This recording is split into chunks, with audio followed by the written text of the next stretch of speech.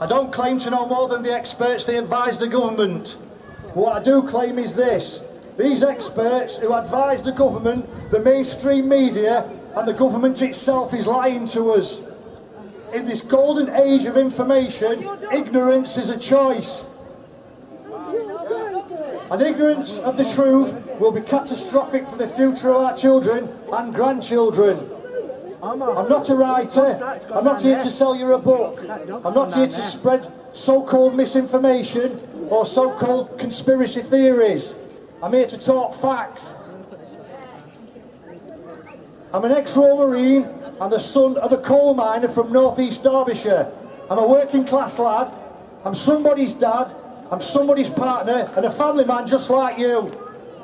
I'm here to say today that as a free nation and a free people, we are in imminent danger of losing that freedom. Our very way of life is under attack. The type of attack that none of us would ever have expected to experience in a modern democratic society in our lifetime. There is an agenda unfolding for total state control, unrestricted mass surveillance, and it's being ushered in under the guise of a pandemic. There is an agenda to force vaccinate the population for a virus with a 99% survival rate, funded and led by a psychopathic eugenicist called Bill Gates. A man who has never finished college, has no medical qualifications or even passed a first aid course, and he's now apparently a leading expert in world health care. He portrays himself as a caring billionaire that wants to save humanity with vaccines and at the same time depopulate this planet. He's on record as stating they have had to skip all the usual safety tests to rush through this vaccine to save us all from a virus that kills less people than seasonal flu. He's also stated on record that because the vaccine is being rushed through, we have to expect around 700,000 deaths. So the solution apparently is worse than the problem. Who put Bill Gates in charge of world health care?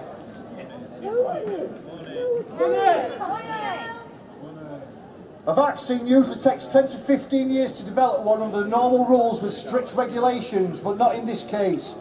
COVID-19, or SARS-CoV-2 as it's formerly known, is a relative of the SARS virus from 2003. In 17 years, they have never successfully developed a vaccine for the SARS virus, but apparently they will have a vaccine for SARS-CoV-2, COVID-19, in a matter of months, without proper trials, straight to human testing. All this is being heavily promoted by a billionaire eugenicist obsessed with improving global health through vaccination and at the same time reducing the world's population. Chris Whitty is promoting this vaccine. He received £31 million from the Bill and Melinda Gates Foundation. Matt Hancock MP has shares in vaccine companies. Neil Ferguson, who was responsible for the country being locked down the day after the government declared that COVID-19 was no longer considered to be a high consequence infectious disease.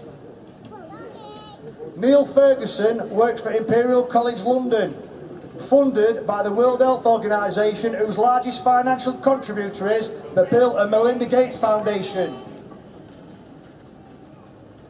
Here is a list of companies funded by the Bill and Melinda Gates Foundation, all of which are promoting vaccines. The World Health Organization, UNICEF and Gavi, vaccines for children. The UK Government Scientific Advisory Group, the UK Government Department for International Development, Imperial College London, Oxford University, Johns Hopkins University, the Vaccine Impact Modelling Consortium, Novavax, Johnson & Johnson, GlaxoSmithKline, the CDC, Sanofi, Novartis, Pfizer, Merck, the Jenner Institute, The Guardian, the BBC, the list is endless. Here's a man of contagious influence. Do your own research and follow the money.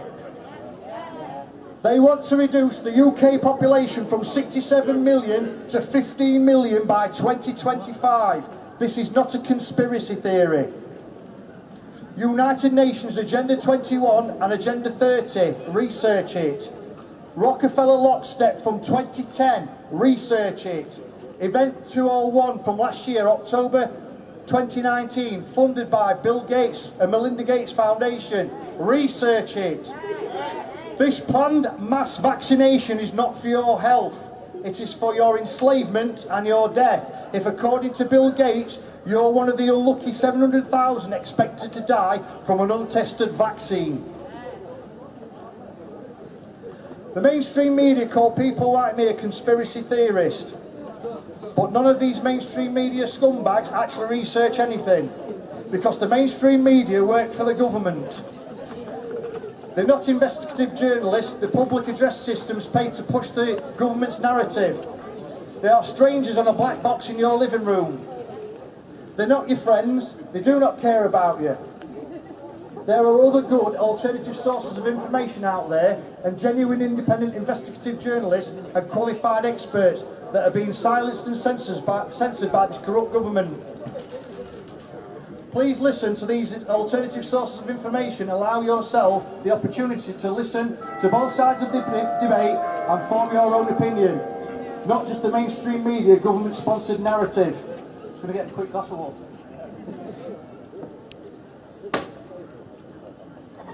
It's quite thirsty, all this talking malarkey.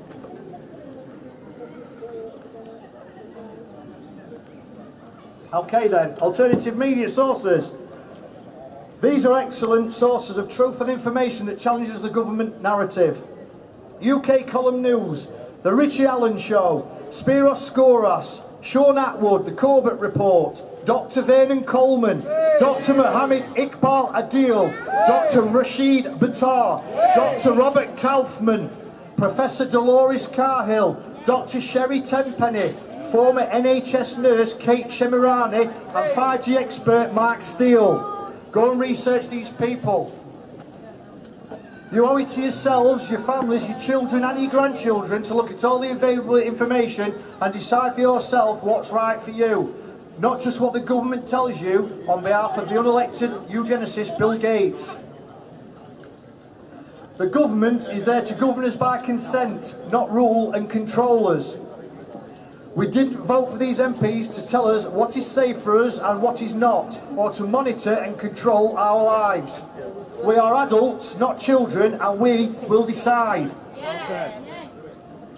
They are there to serve us and make decisions that are for the greater good of the nation. But instead, they have chosen to utterly destroy our economy, our education system and our children's future. For a virus that 80% of us don't even develop symptoms for. We don't get ill. They're controlling all aspects of our social lives, who we can see in our family, what friends we can see, who we can have relations with, where we can go and when we can go. These restrictions become more absurd every day. For a virus that 99.7% of us survive. We can't even go to footy. No rugby, cricket, boxing or any other sporting events because of a virus that has less chance of killing you than obesity. According to the mainstream media, people with obesity have more chance of catching this deadly virus. So the government closed the gyms, the parks, locked everyone in their homes and gave them discounts for fast food places, because that makes total sense. Lockdown is a term I've only ever heard on a TV prison drama from America. Well, lockdown is what happens when they put a prisoner in a cell and confine him there. Lockdown is not quarantine. Quarantine is for isolating infected people or the vulnerable. You do not quarantine healthy people based on the possibility and probability of assumed infection. This is nothing short of medical tyranny, forcing healthy people to stay at home with the threat of fines or arrest if they do not comply. For a virus that has zero scientific supporting evidence to show that asymptomatic carriers can spread this virus. Healthy people forced to stop at home instead of going to work at a cost of 2.4 billion per day to the economy. We are now officially in a depression. 20.4% wiped off 17 years of GDP growth. Furlough, another term I've only ever heard in a prison TV show. A payment scheme from the government at a further cost to the taxpayer of 16 billion a month. This is total lunacy from an out-of-control government. One that is playing its part in the United Nations Agenda 21, the plan to crash the world economy and help bring in the future globalist dream of one world cashless digital currency.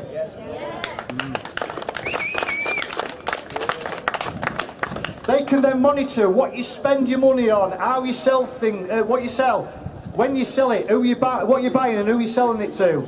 The cashless agenda is already here and it's being pushed on you. Many places now only accept card payments because the government says it will help control the virus. Where is the scientific evidence to support the notion that banknotes can become infected and have transmitted this deadly virus? There isn't any. Where is the evidence that shop workers and other key workers have died in their thousands through transmission of a virus by using actual currency? There isn't any.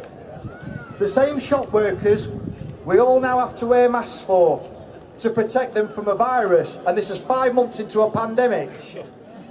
The same pandemic that on March the 19th the government declared was no longer considered a high consequence infectious disease, and then